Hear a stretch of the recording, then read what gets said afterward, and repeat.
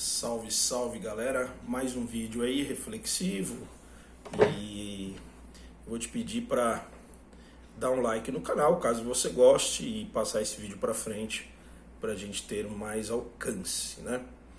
A ideia aqui é conversar um pouco sobre o tempo, né? Qual é o tempo de cura? Qual é o tempo de duração de uma análise, né? Quando a gente pensa em tempo, a partir de um pensamento consciente, né?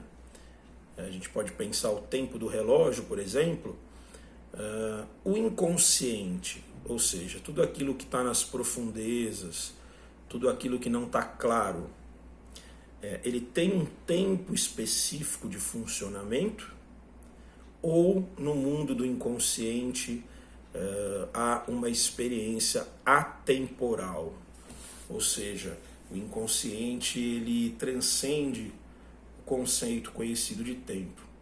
Bem, nós que atendemos pessoas, escutamos as livres associações, estimulamos o exercício do registro dos sonhos, as falas imaginárias, ou seja, todas essas enervações da escuta analítica, todas elas apontam para uma ideia de que o tempo da psique ele é plural, não é?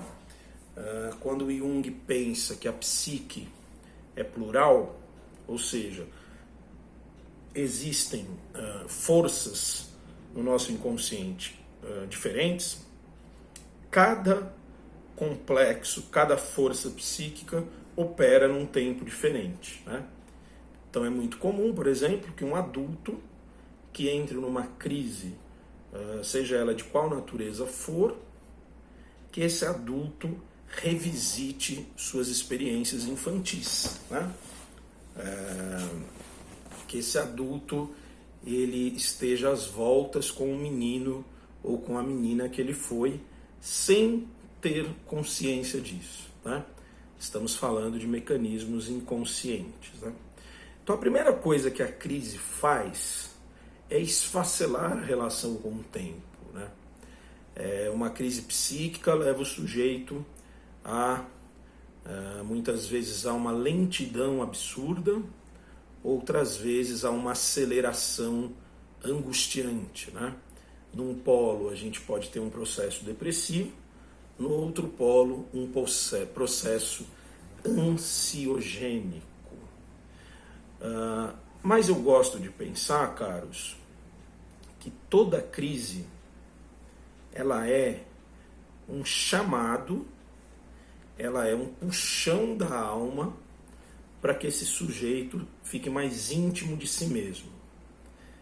Nesse sentido, a percepção da crise ela está englobada numa ideia de saúde mental, né? Seria o mesmo que dizer que crises psíquicas estão dentro de um espectro de saúde mental, né? Seria estranho uma pessoa que vive sem crises, sem alternâncias, sem ambivalências, sem angústias, sem sofrimentos, né? Isso é ir na contramão do modelo de saúde, né? De plenitude, de potência, de virilidade, né? Que caracteriza o sujeito contemporâneo, né? O Jung e as psicanálises operam numa concepção desencantada, não é? Para que depois nasça o encanto de que o ótimo é inimigo do bom, né? A velha ideia do Ícaro, né? Que quer com as suas asas de cera chegar até o sol, né? Eis que o sol derrete as suas asas e o Ícaro morre, né? Então a psique ela faz chamados, né? Se você pensar as crises que você atravessa como chamados e não como doenças, você muda a relação que você estabelece com a própria crise, né? De modo que o tempo da alma ele é plural, né? o tempo da psique é plural. Né? O tempo do relógio é uma organização da realidade compartilhada, né? É um convite, é uma estrutura, é algo que serve para mediar as relações, né? Mas o sujeito humano só é livre a partir do momento que ele desenvolve um jeito de ocupar o próprio tempo. Ao invés do tempo do capitalismo, da produção excessiva, esse sujeito cria uma vida dentro do seu tempo, do seu ritmo, dos seus gostos, da sua preferência, das suas preferências, né? Então ele vive algo próximo a uma espontaneidade, né? Não há possibilidade de ter uma vida agradável sem um contato profundo com a necessidade da alma, da psique, das profundezas, né? Tá bom? Pequenas reflexões aí. Vou colocar no YouTube e no Instagram, né? A ideia é divulgar essas reflexões.